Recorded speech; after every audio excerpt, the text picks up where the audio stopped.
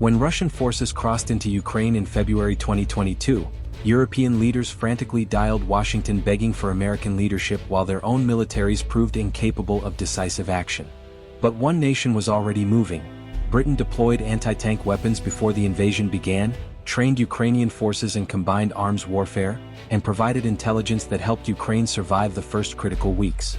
While Germany dithered over helmets and France pursued feudal diplomacy, Britain was arming Ukraine for war. 3 years later, as American commitment to European security wavers and continental powers remain paralyzed by economic dependence and political dysfunction, a question that seemed absurd just a decade ago now demands serious consideration. Is Britain, diminished post-Brexit, militarily overstretched, actually Europe's last credible defense against Russian aggression? Welcome to Doctrine of War, where we analyze the uncomfortable strategic realities that official narratives avoid. Britain's military has declined significantly from Cold War heights. The defense budget struggles to maintain current capabilities, much less expand them, and London's global ambitions exceed its actual power.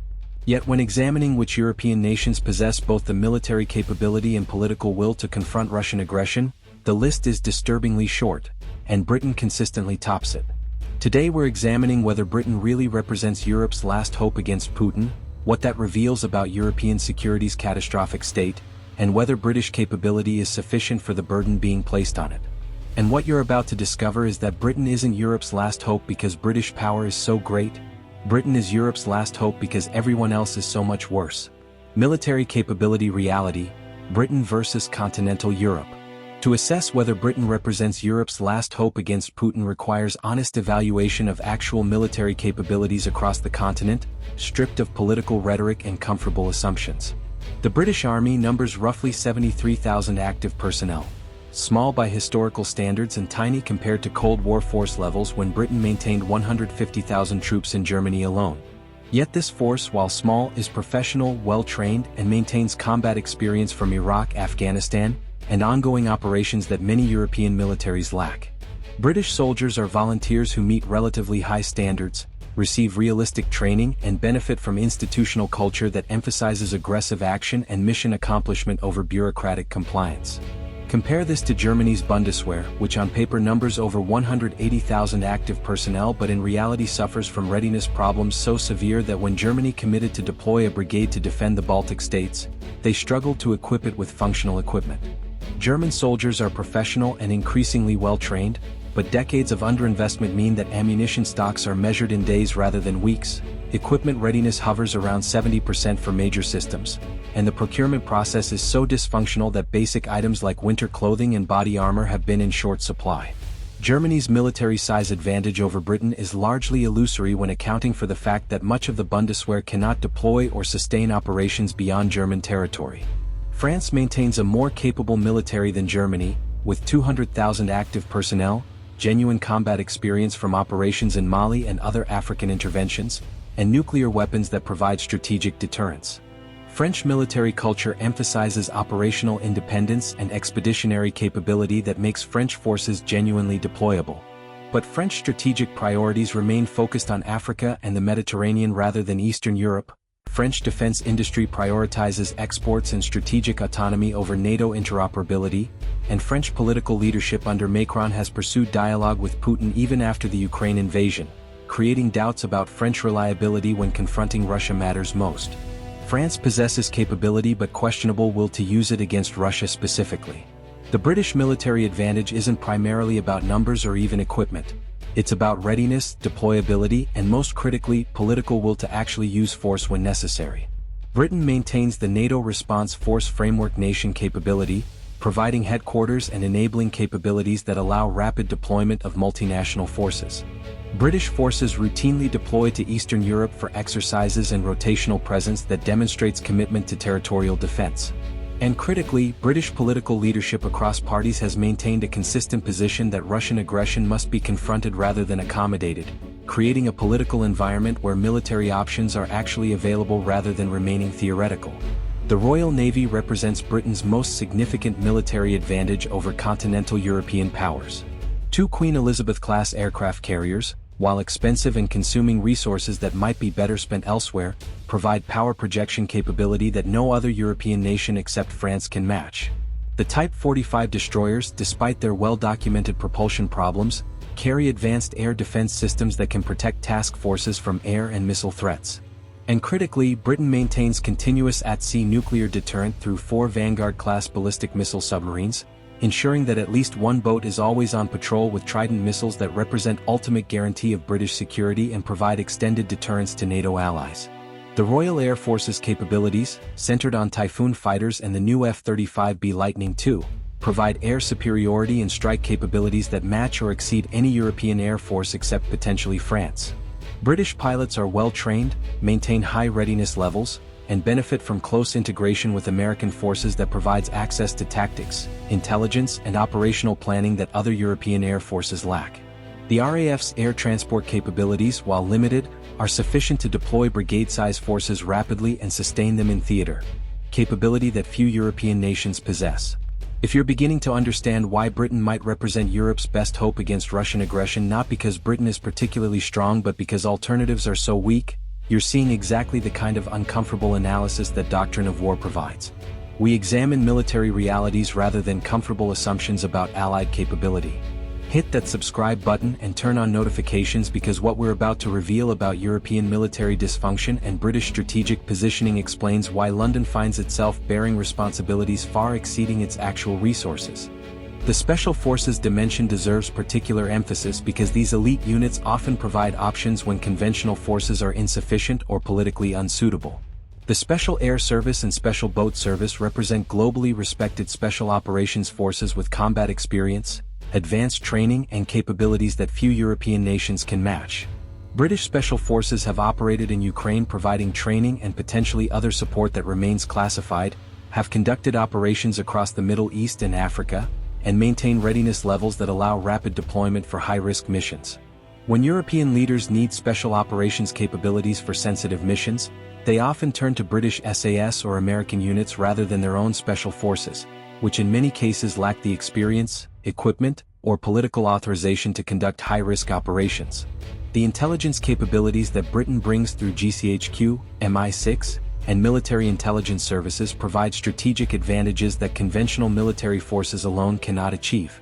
The Five Eyes Intelligence Alliance gives Britain access to American, Canadian, Australian, and New Zealand intelligence collection and analysis that European nations outside this arrangement cannot access. British Signals Intelligence Collection provides information about Russian military movements, communications, and intentions that inform not just British planning but also support NATO and Allied operations.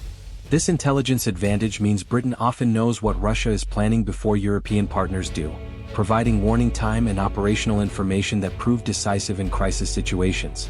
The defense industrial capability, while diminished from Cold War levels, maintains capacity to produce advanced weapons systems, provide maintenance and support for British and Allied equipment, and surge production in crisis.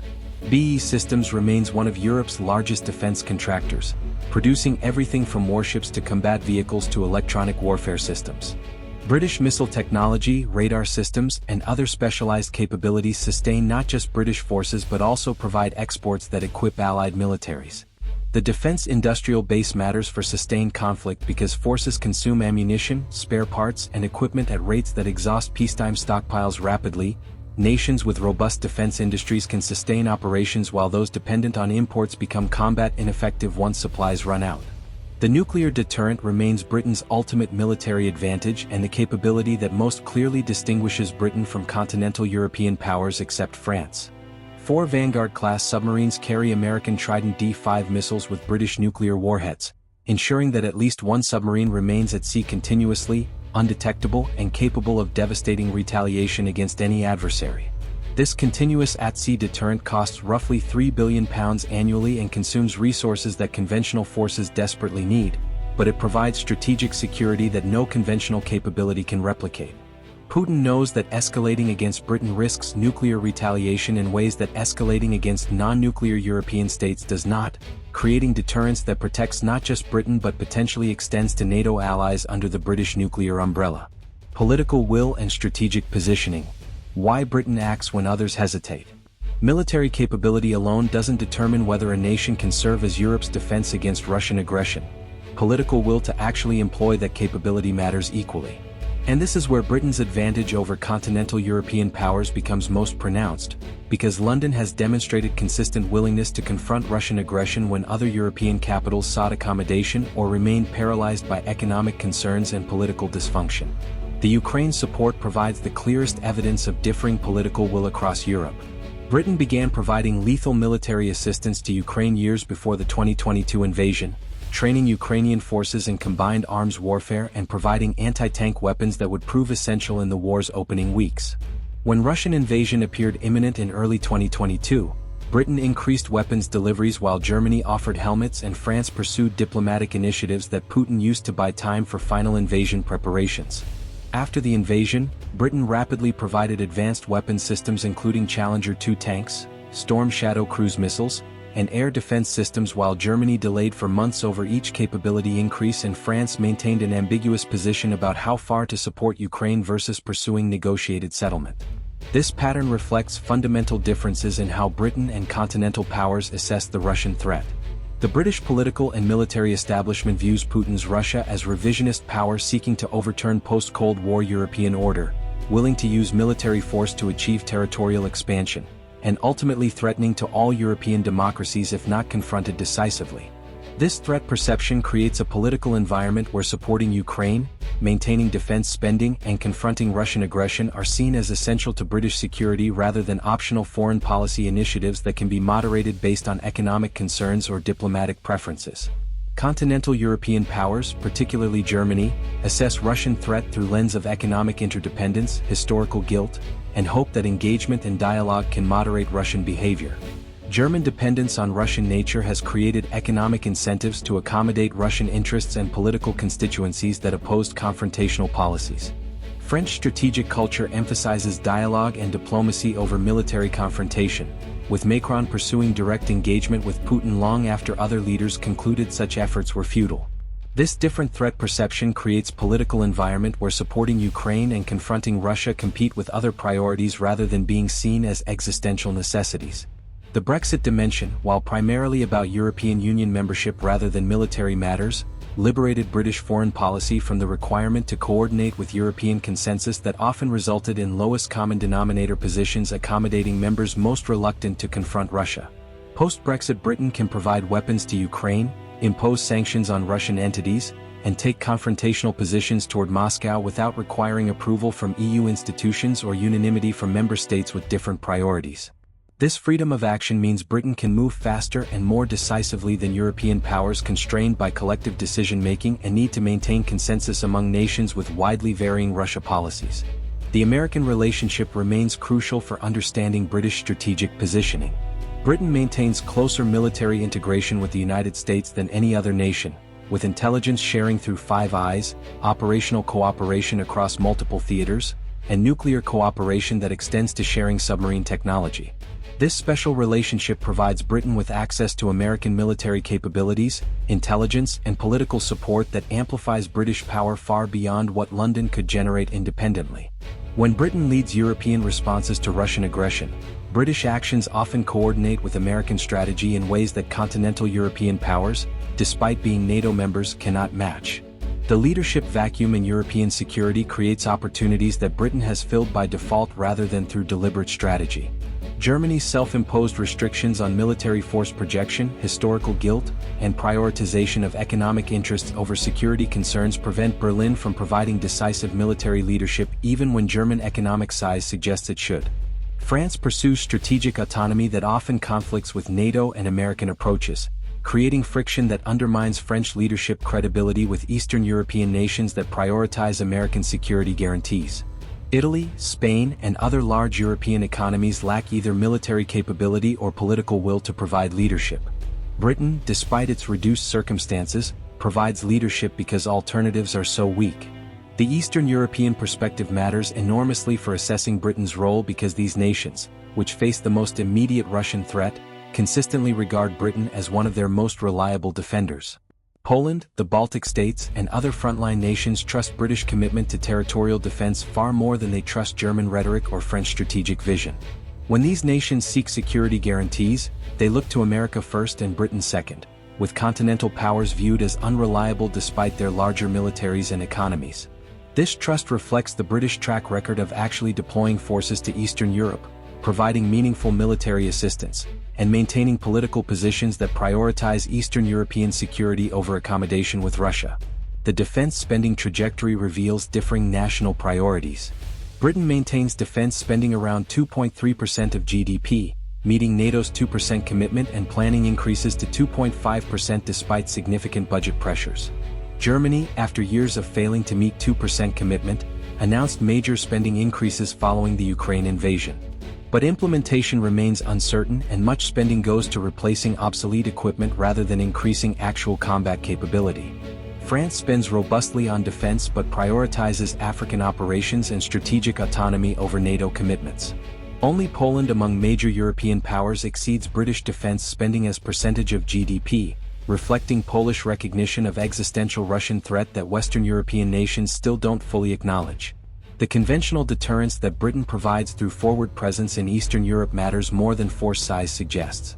British battle groups deployed to Estonia, participation in NATO-enhanced forward presence, and regular exercises demonstrate commitment that creates a tripwire effect. Russian attack on these forces would immediately involve Britain in conflict, making Russian aggression against Baltic states risk war with nuclear-armed Britain rather than just with small Eastern European nations. This deterrent effect depends not on defeating Russian attack conventionally but on raising costs of aggression to levels that might make Putin reconsider. Whether this deterrence proves effective remains untested, but it represents genuine contribution that many larger European militaries don't provide. The strategic messaging that Britain provides matters as much as actual military deployment. When British officials state clearly that Russian aggression threatens all Europe, that Ukraine must be supported to victory rather than negotiated settlement, and that NATO must prepare for potential wider conflict, these statements contrast sharply with hedged, ambiguous messaging from continental capitals that leaves Putin uncertain about European resolve. Clear messaging creates deterrence by making costs of aggression predictable and severe, while ambiguous messaging invites miscalculation where Putin might gamble that European disunity and weak resolve provide opportunities for limited aggression that wouldn't trigger decisive response. The ultimate question is whether Britain's capability and will are sufficient for the role being thrust upon it. Britain cannot defend Europe alone against sustained Russian aggression. The military is too small, resources too limited, and geography too disadvantageous. What Britain can provide is leadership that mobilizes other European nations, tripwire forces that make Russian aggression risk wider war, and political will that stiffens Allied resolve when facing difficult decisions about confronting Putin. Whether this proves sufficient depends on factors beyond British control, whether other European nations follow British lead rather than pursuing accommodation, whether American commitment to European defense remains robust, and whether Russian ambitions remain limited to Ukraine or expand to threaten NATO territory directly. That's today's analysis of the Doctrine of War. If this examination of whether Britain represents Europe's last hope against Putin gives you a new understanding of European military realities and the leadership vacuum that Britain fills by default, let us know in the comments.